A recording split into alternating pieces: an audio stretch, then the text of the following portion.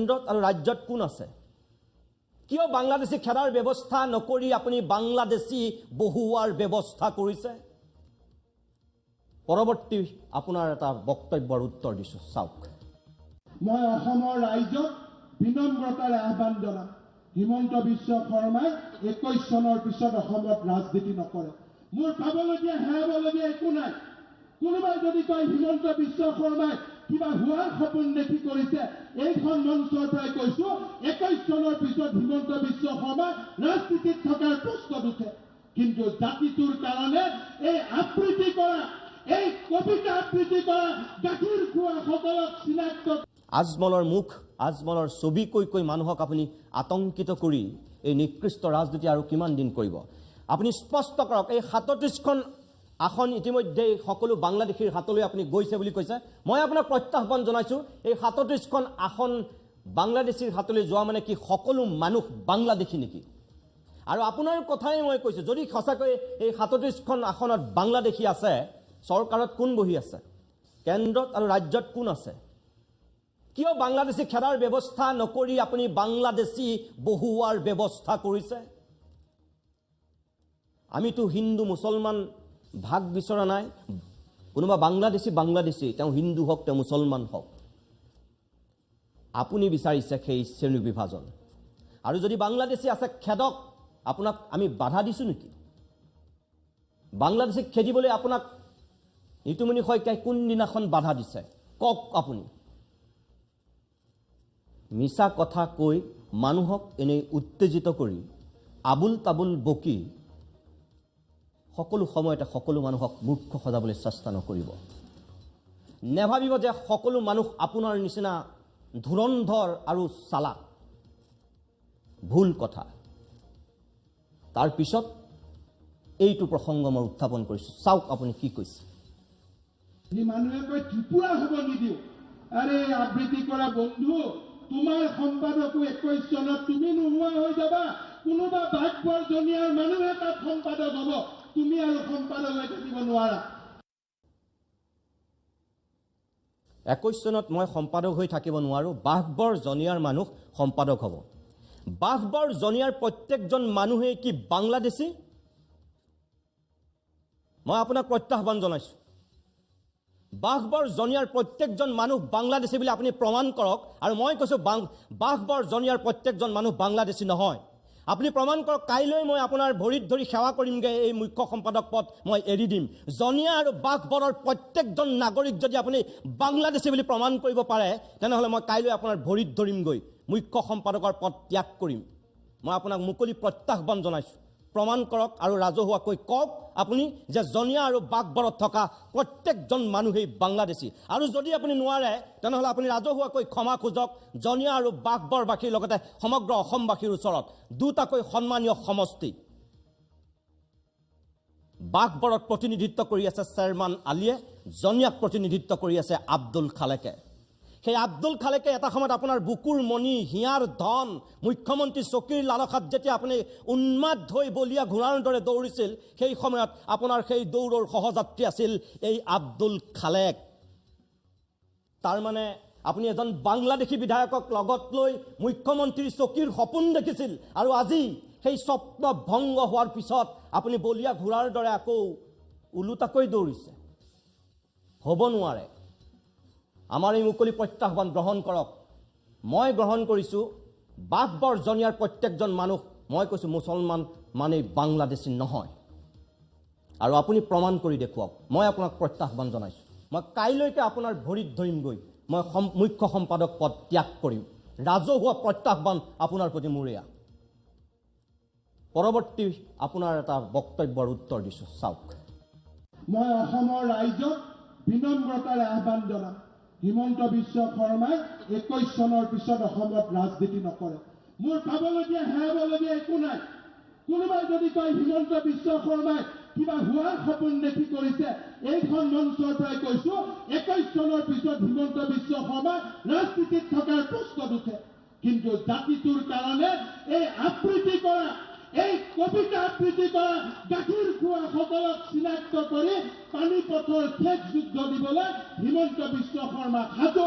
তাৰ কাৰণে যদি জীৱনো বলিদান দিব লাগে সেই জীৱন বলিদানৰ বাবে মই সাজু। কোনোবা আপোনাৰ দলীয় সমৰ্থকে এই কথা শুনি হাত চাপৰি মাৰিব পাৰে, কিন্তু আমি নোৱাৰোঁ।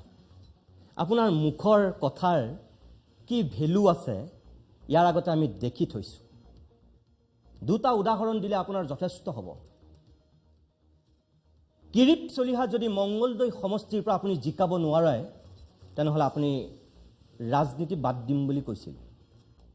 কিন্তু কিৰীপ চলিহা হাৰিল, ৰমেন ডেকা জিকিল, আৰু আজিও আপুনি ৰাজনীতিয়েই কৰি আছে, মন্ত্ৰী হৈ আছে।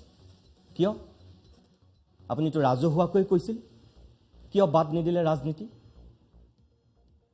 যেতিয়া কংগ্ৰেছৰ পৰা বিজেপিলৈ আপুনি ঢপলিওৱাৰ এটা কুচকাৱাজ কৰিছিল, সাংবাদিকে যেতিয়া আপোনাক সুধিছিল, তেতিয়াতো আপুনি কৈছিল যে সাংবাদিকেহে মোক বিজেপি, কাইলৈ AUDF, পৰহিলৈ হয়তো AGP এইবিলাক কৰি আছে।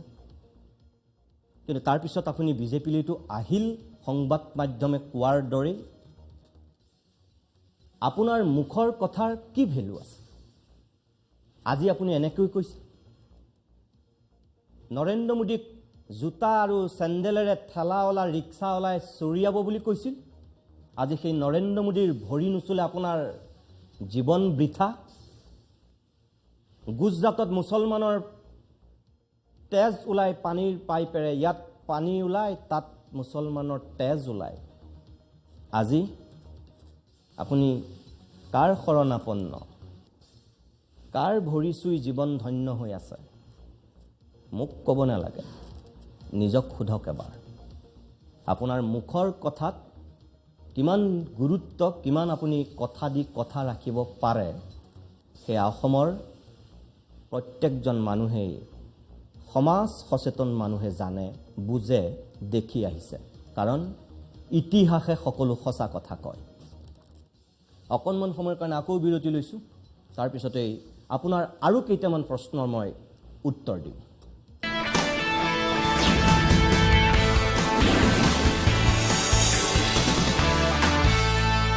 কিছু সময় বাণিজ্যিক বিৰতিৰ পিছত আমি উভতি আহিছোঁ আজিৰ অভিমতৰ শেষ অংশলৈ। প্ৰিয় দৰ্শক, আজি ৰাজহুৱাকৈ যিহেতু মন্ত্ৰী হিমন্ত বিশ্ব শৰ্মাই আমাক প্ৰত্যাহ্বান জনাইছিল আৰু কিছু প্ৰশ্নৰ অৱতাৰণা কৰি উত্তৰ বিচাৰিছিল, হিমন্ত বিশ্ব শৰ্মাৰ সেই প্ৰত্যাহ্বান গ্ৰহণ কৰি আমি তেখেতে উত্থাপন কৰা সেই প্ৰশ্নসমূহৰ উত্তৰ দিয়াৰ চেষ্টা কৰিছোঁ অভিমতৰ মঞ্চত। প্ৰিয় দৰ্শক, যিমানখিনি কথা আমি হিমন্ত বিশ্ব শৰ্মাই আজিৰ দিনটোত উত্থাপন কৰিছিল, আমাক লৈ সেই প্ৰশ্নখিনিৰহে উত্তৰ দিয়াৰ আমি চেষ্টা কৰিছোঁ। এইবাৰ চাওক আৰু তেওঁ কি কৈছিল। যিদিনাখন অসমৰ আলফাই বাংলাদেশত ঘাটি পাতিছিল, তেওঁলোকেও সেইদিনাখনো আলফাক বিৰোধিতা কৰিব সাহস কৰিব পৰা নাছিল। আৰু সেইকাৰণে মই গাখীৰ খোৱা আবৃত্তি কৰা মানুহবিলাকক কওঁ, সৰু সুৰা মানুহৰ লগত যুক্তি তৰ্ক নকৰিব। সাহস আছে যদি কেতিয়াবা আমাৰ দৰে মানুহক মাতিবা, জজকিল থানা পথাৰ ফিল্ডতে কেনেকৈ গাখীৰ খুৱাব লাগে আমি বুজাই দিম, কেনেকৈ আবৃত্তি কৰিব লাগে বুজাই দিম। জজ ফিল্ড বা খানাপাৰাৰ ফিল্ডত গৈ আপুনি আমাক আবৃত্তি শিকাব নালাগে। আমাৰো সেইখিনি শক্তি আৰু সামৰ্থ্য আছে। আপুনি জজ ফিল্ডত বা আপুনি খানাপাৰাত তেনেকুৱা এটা ব্যৱস্থা কৰক, মই তাত গৈ উপস্থিত হ'ম আৰু আপোনাৰ প্ৰত্যাহ্বান মই গ্ৰহণ কৰিছোঁ। জজ ফিল্ডত বা খানাপাৰাত আপোনাৰ মুখামুখি হ'ম। কিন্তু মনত ৰাখিব, আপোনাৰ পৰা তাত মই আবৃত্তি নিশিকোঁ। যদি মই আবৃত্তি কাৰোবাৰ পৰা শিকিবলগীয়া হয়, ডক্টৰ অমৰজ্যোতি চৌধুৰী ছাৰৰ পৰা শিকিম, ভূপেন চক্ৰৱৰ্তীৰ পৰা শিকিম, উপম শইকীয়াৰ পৰা শিকিম, কিন্তু আপোনাৰ পৰা মই নিশিকোঁ। সেইটো আশা আপুনি নকৰিব। কিন্তু বাকীখিনিৰ কথা আপুনি যিধৰণে ভাবুকি দিছে, যিধৰণে আক্ৰমণৰ লক্ষ্য কৰি আমাক কৈছে, কোনোবা ধদুৱা মানুহে হয়তো আপোনাৰ সেই কথালৈ ভয় কৰিব বা পেপুৱা লাগিব। মনত ৰাখিব, আমি আপোনাৰ সেই ভয় ভাবুকিলৈ কেৰেপ কৰা মানুহ নহয়। আৰু আপোনাক আৰু এটা কথা কওঁ, আপুনি কৈছে ফাং ফুং কৰোঁ। আমি টেলিভিশ্যনৰ ষ্টুডিঅ'ত বহি আপোনাৰ দৰে ককাই সাধু কথা ক'ব, নাতিয়ে শুনি যাব, সেই ভূমিকাত আমি অৱতীৰ্ণ হোৱা নাই আজিলৈকে, আৰু আমি নহওঁ। সাধু শুনিবলৈ অসমত বহুত মানুহ আছে, সেই সকলোকে আপুনি সাধু শুনাওক, আমি নহয়। প্ৰিয় দৰ্শক, ইয়াৰ পিছত তেওঁ যিটো কথা কৈছে সেই কথাটো চাওক। এইবিলাক কি টিভি ষ্টুডিঅ'ত বহি ফাং ফুং কাম কৰি থাকে? হা? 3টা মানুহে কলা পতাকা দেখায়, 20টামান কেমেৰামেন পিছে পিছে দৌৰি থাকে। এনেকুৱা দুখ লাগে সাংবাদিক কেইজনক দেখি। 3জন সাংবাদিকৰ লগত 3জন কেমেৰামেনেই থাকে, 3জন সাংবাদিকৰ লগত কেতিয়াও 20জন কেমেৰামেন নাথাকে। আপুনি নিজেই টিভি চেনেলৰ মালিক, আপোনাৰ সেইখিনি জ্ঞান আছে, আপোনাক নতুনকৈ কোৱাৰ কোনো দৰকাৰ নাই। যদি 3জন সাংবাদিকৰ লগত 20জন কেমেৰামেন পঠিওৱাৰ আপুনি এটা প্ৰক্ৰিয়া আৰম্ভ কৰিছিল ক'ৰবাত, আমি নাজানো। কিন্তু আমি কাৰোবাক যেতিয়া বাতৰি সংগ্ৰহৰ বাবে পঠিয়াওঁ, এজন সাংবাদিকৰ লগত এজন কেমেৰামেনেই যায়। আৰু মই জনাত অসমত 7টাৰ ওপৰত নিউজ চেনেল চাগে নাই য'ত 20টা কেমেৰামেন এই ক'লা পতাকাৰ পিছে পিছে দৌৰিব। আৰু আপুনি যে সৰু কথা এটাকে ৰহন দি কিমান ডাঙৰ কৰে, কিমান বোকাত মিছা কথা কয়, আপুনি যে অনবৰতে মিছা কথাৰ ভঁৰাল আপোনাৰ প্ৰত্যেকটো কথাই প্ৰমাণ কৰে, এই বাক্যটোও প্ৰমাণ কৰিছে। য'ত 3জন সাংবাদিকৰ লগত আপুনি 20জন কেমেৰামেন দেখিছে, কাৰণ আপোনাৰ মিথ্যাচাৰেই আপোনাৰ যিহেতু একমাত্ৰ মাধ্যম, গতিকে আপুনি সেই কথাখিনি কোৱাটো তেনেই স্বাভাৱিক। গতিকে মই আপোনাক কওঁ যে য'ত ঘটনা ঘটিছে আমি ইয়াৰ পৰা পঠিওৱা নাই, সেই স্থানতেই সাংবাদিকে সংগ্ৰহ কৰিছে। আপুনি নিজেও খবৰ লওক, ক'লা পতাকা কাক কাক দেখুৱাইছে, কিয় এই পৰিৱেশটোলৈ আহিল। আপুনি নিজেই কৈছে, আপুনি নিজ মুখেৰে কৈছে যে আজি যদি আপোনাৰ ছিকিউৰিটি নাথাকে আপোনাক হয়তো মানুহে পিটিব। কিয়? আপুনিতো জননেতা, এই অৱস্থা আপোনাৰ কিয়? অসমখনৰ কাৰণে ইমান দিন ৰাত একাকাৰ কৰি কষ্ট কৰা মানুহ, কিয় আপোনাক তেনেহ'লে ক'লা পতাকা দেখুৱাব লগা হৈছে? কিয় আপোনাৰ মুখেৰে ওলাবলগীয়া হৈছে যে আজি যদি মোৰ ছিকিউৰিটি নাথাকে মোক ক'ৰবাত পিটিব? আমাৰ বিজেপিৰ কৰ্মীসকল এসপ্তাহ 10 দিন ধৰি ঘৰৰ ভিতৰৰ পৰা ওলাবই পৰা নাই। এয়া আপোনাৰ মুখৰ বাণী, মই কোৱা নাই। কিয়? আপুনি ৰাজ্যখনৰ কাৰণে ইমান কৰিছে, নিৰাপত্তা নহ'লে আপুনি এতিয়া এইখন অসমত থাকিবই নোৱাৰে। নিজক সোধক আপুনি কি কৈছে। যি উদাত্ত কণ্ঠৰে আপুনি আক্ৰমণ কৰিছে মই আপোনাক নাই কোৱা, মই খুব ভদ্ৰ ভাষাৰে এই কথাখিনি আপোনাক কৈছোঁ। এতিয়া এবাৰ নিজক সোধক। প্ৰিয় দৰ্শক, তাৰ পিছৰ অংশটো মই আপোনাক দেখুৱাওঁ তেওঁ কি কৈছে আমাক লৈ। যদি ইমানে আবৃত্তি কৰে, গান গোৱাৰ চখ আছে, জুবিন গাৰ্গৰ পৰা ট্ৰেইনিং লৈ বিহুৰ মঞ্চত গান গা, বিহুৰ মঞ্চত কিয়?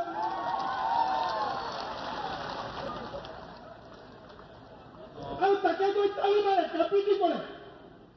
আৰে বাবা, তুমি যিমান আবৃত্তি কৰা তাতকৈ বহুত ভাল আবৃত্তি কৰা বিজেপিত ইয়াত বহুত হাজাৰ হাজাৰ কাৰ্যকৰ্তা আছে। ডক্টৰ শৰ্মা ডাঙৰীয়া, আমি ক'তো কোৱা নাই আপুনি যি ধৰণে আপুনিয়েই শ্ৰেষ্ঠ বুলি ভাবে, আমি ক'তো কোৱা নাই যে আমিয়েই শ্ৰেষ্ঠ। মোতকৈ কোটি কোটি গুণে থাকিব পাৰে কাৰোবাৰ প্ৰতিভা, হয়তো বিজেপিত আপুনি কোৱাৰ দৰে আছে। মই ক'ত ক'লোঁ নাই বুলি? মই ক'লোঁ ক'ত যে মোতকৈ আপোনালোকৰ বিজেপি দলত শ্ৰেষ্ঠ আবৃত্তিকাৰ নাই? ক'ত ক'লোঁ মই? আমি তেনেই সামান্য, মই একো আবৃত্তিয়েই নকওঁ, কবিতা এটা পালে মই পঢ়োঁ।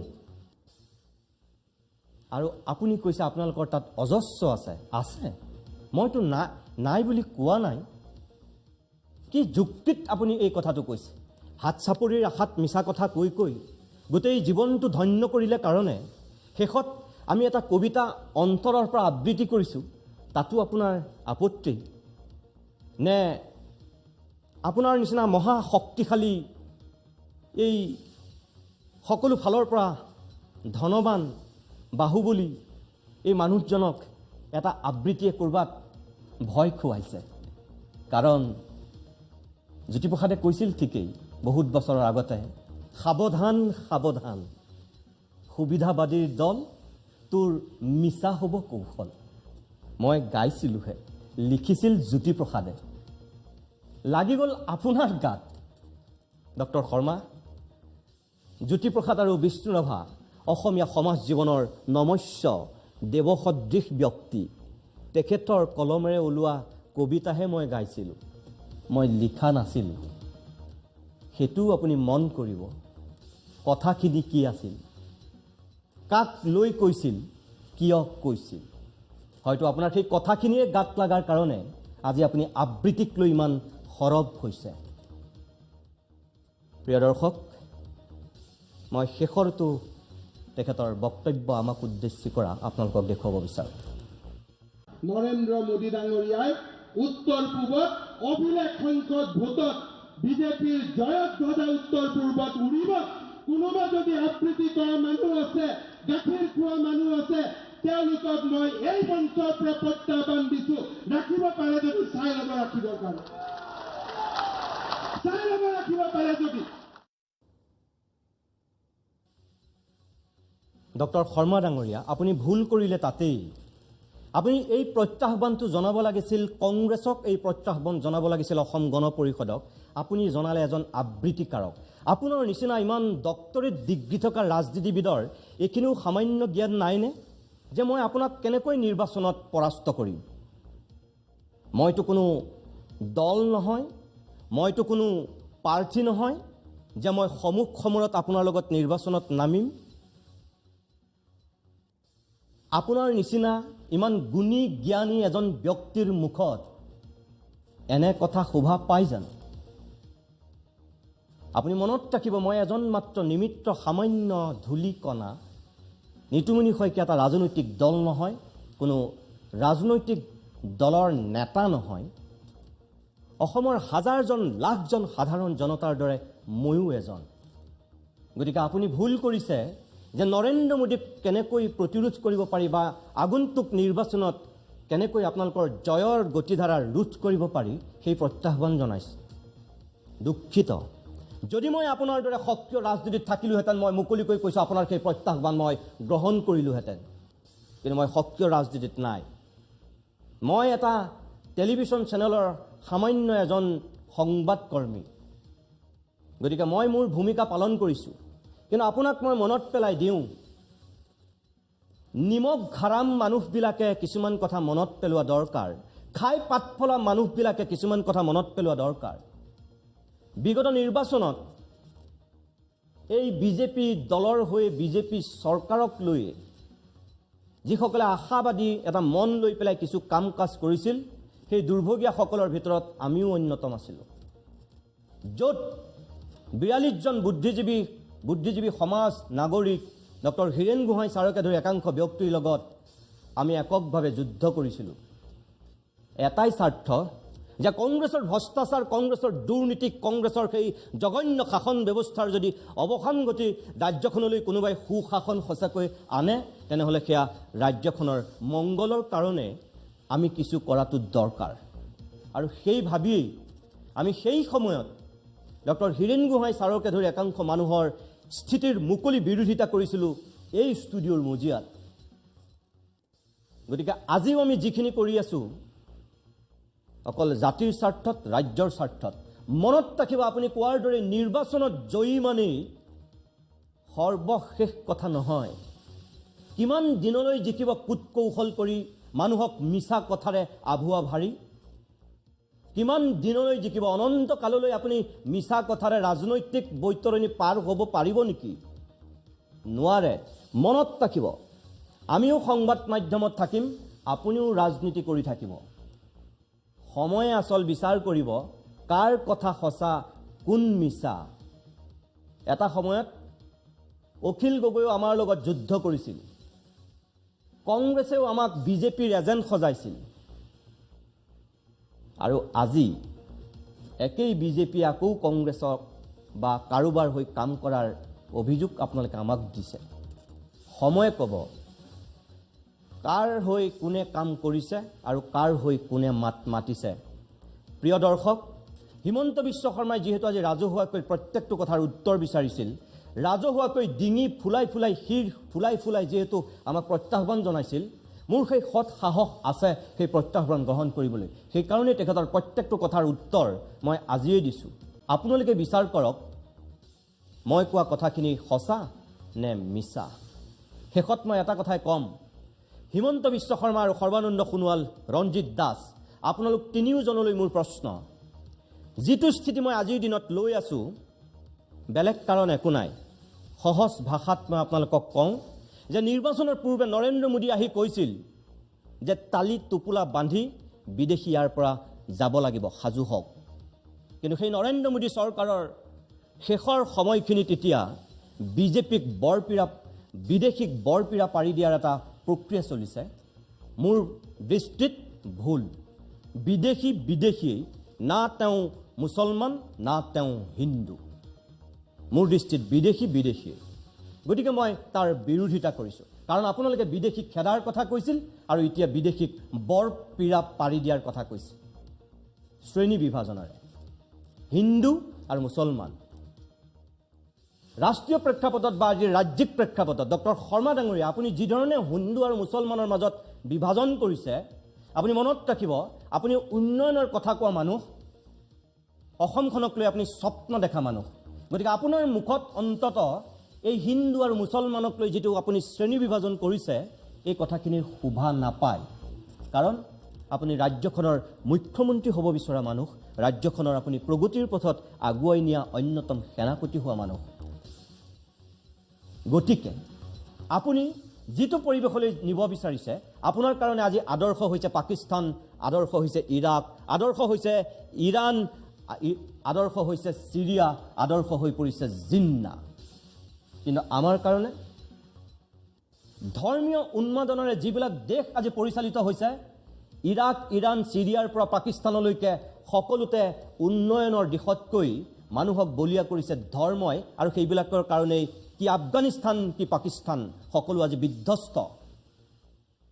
আৰু আমি পাকিস্তান আফগানিস্তান হোৱাটো নিবিচাৰোঁ। ভাৰতখন আমি বিচাৰোঁ ভাৰতে অগ্ৰসৰ হওক আমেৰিকাৰ দৰে, অগ্ৰসৰ হওক চীনৰ দৰে, অগ্ৰসৰ হওক জাৰ্মানীৰ দৰে, অগ্ৰসৰ হওক ফ্ৰান্সৰ দৰে, য'ত ধৰ্মীয় উন্মাদনাই মানুহক কেতিয়াও বলীয়া কৰা নাই। কিন্তু দুৰ্ভাগ্যজনকভাৱে আপোনালোকে মানুহক ধৰ্মীয় উন্মাদনাৰে বলীয়া কৰিব বিচাৰিছে। আৰু আপোনালোকৰ যেন লক্ষ্য এতিয়া আফগানিস্তান, পাকিস্তান, চিৰিয়া, ইৰাক, ইৰাণ। আমি সেই পথৰ পথিক নহয়। শেষত এটাই আপোনালোকক কম, অসমৰ মানুহে আৱেগিকভাৱে আন্দোলন কৰিছে। সৰ্বানন্দ সোণোৱালেও কৈছে আমি বিলখন, বিধেয়কখন নুবুজাকৈয়ে আমি প্ৰতিবাদ কৰিছোঁ বা এই সংগ্ৰামখন কৰিছোঁ। আপোনালোকৰ প্ৰতি মোৰ শেষ প্ৰশ্ন, মিজোৰাম আৰু মণিপুৰ আৰু মেঘালয়ৰ মুখ্যমন্ত্ৰী কেইগৰাকীয়ে এই বিধেয়কখনৰ তীব্ৰ বিৰোধিতা কৰিছে। আনকি মেঘালয় আৰু মিজোৰামৰ মুখ্যমন্ত্ৰীয়ে গৈ দেশৰ স্বয়ং গৃহমন্ত্ৰীক সাক্ষাৎ কৰি বিধেয়কখন সংশোধন কৰাই নহয়, বিধেয়কখন বাতিল কৰাৰ দাবী উত্থাপন কৰিছে। ডক্টৰ হিমন্ত বিশ্ব শৰ্মা, আপুনি নেডাৰ আহ্বায়ক। মিজোৰাম, মেঘালয়, মণিপুৰ আপোনাৰ নেডাৰেই চৰকাৰ। কি মিজোৰাম, মেঘালয়, মণিপুৰৰ মুখ্যমন্ত্ৰীকেইজনেও আৱেগিকভাৱে কৈছে নেকি? নে বিধেয়কখন আমি বুজি নোপোৱাৰ দৰে এই মুখ্যমন্ত্ৰীকেইগৰাকীয়েও বুজি পোৱা নাই? আপুনি কি ক'ব? কি যুক্তিত গৃহমন্ত্ৰীক সাক্ষাৎ কৰি তেওঁলোকে তীব্ৰ বিৰোধিতা কৰিবলগীয়া হ'ল, সেই কথাটো আপুনি আজি ৰাজহুৱা এই সভাখনত উদাত্ত কণ্ঠৰে কিয় নক'লে? বাকীখিনি ক'লে কিয় নক'লে? আৰু শেষত আপোনাক এটা কথা মনত পেলাই দিওঁ, শৰাইঘাটৰ ৰণৰ কথা কৈ কৈ আপুনি বিগত নিৰ্বাচনত নিৰ্বাচনী বৈতৰণি পাৰ হ'ল, শাসনৰ বাকজৰীত বহিল। আৰু এইবাৰ আপোনাৰ মুখত ওলাইছে পানীপথৰ যুদ্ধৰ কথা। কিন্তু ডক্টৰ শৰ্মা ডাঙৰীয়া, আমি বুৰঞ্জীবিদ নহয়, আপোনাৰ দৰে ডক্টৰেট ডিগ্ৰী নাই, আমি ইমান পণ্ডিত নহয়। কিন্তু আপোনাক মনত পেলাই দিওঁ, পানীপথৰ যুদ্ধ কিন্তু কোনো হিন্দু আৰু মুছলমানৰ নাছিল। পানীপথৰ যুদ্ধ আছিল মুছলমানে মুছলমানৰ বিৰুদ্ধে কৰা যুদ্ধ। যদি আপোনাৰ বুৰঞ্জীৰ জ্ঞান নাই, এবাৰ ইতিহাস অধ্যয়ন কৰি ৰাজহুৱা জেগাত তেনেকৈ বক্তব্য দিয়ক। মনত পেলাই দিছোঁ আপোনাক মই, পানীপথৰ যুদ্ধ কোনো হিন্দু আৰু মুছলমানৰ যুদ্ধ নাছিল। সেই যুদ্ধ আছিল মুছলমানে মুছলমানৰ বিৰুদ্ধে কৰা যুদ্ধ। মনত ৰাখক, আপুনি বুৰঞ্জী বিকৃত কৰাৰ চেষ্টা নকৰিব। ইয়াৰ পূৰ্বেও আপুনি বুৰঞ্জী বিকৃত কৰাৰ চেষ্টা কৰিছিল অসমৰ প্ৰেক্ষাপটত, আৰু এইবাৰ শৰাইঘাট ছিটিকি পৰিছে, মুখত ওলাইছে পানীপথ। পানীপথ 1526 চনৰ পানীপথৰ যুদ্ধ কাৰ কাৰ মাজত হৈছিল এবাৰ অধ্যয়ন কৰি আপুনি মানুহক আৱেগিক কৰক। প্ৰিয় দৰ্শক, ইমান সময় আমি আজি হিমন্ত বিশ্ব শৰ্মাৰ সেই ৰাজহুৱা প্ৰত্যাহ্বান গ্ৰহণ কৰি যিখিনি তেখেতে প্ৰশ্ন উত্থাপন কৰিছিল সেই কথাখিনিৰ আমি উত্তৰ দিয়াৰ চেষ্টা কৰিছোঁ। আকৌ কৈছোঁ প্ৰিয় দৰ্শক, যিটো স্থিতি আমি লৈছোঁ অকল অসম আৰু অসমীয়া জাতিৰ ভৱিষ্যতৰ স্বাৰ্থত আমি লৈছোঁ। ইয়াত কোনো হিমন্ত বিশ্ব শৰ্মা, ইয়াত কোনো ৰঞ্জিত দাস, ইয়াত কোনো সৰ্বানন্দ সোণোৱালৰ লগত ব্যক্তিগত শত্ৰুতা নাই।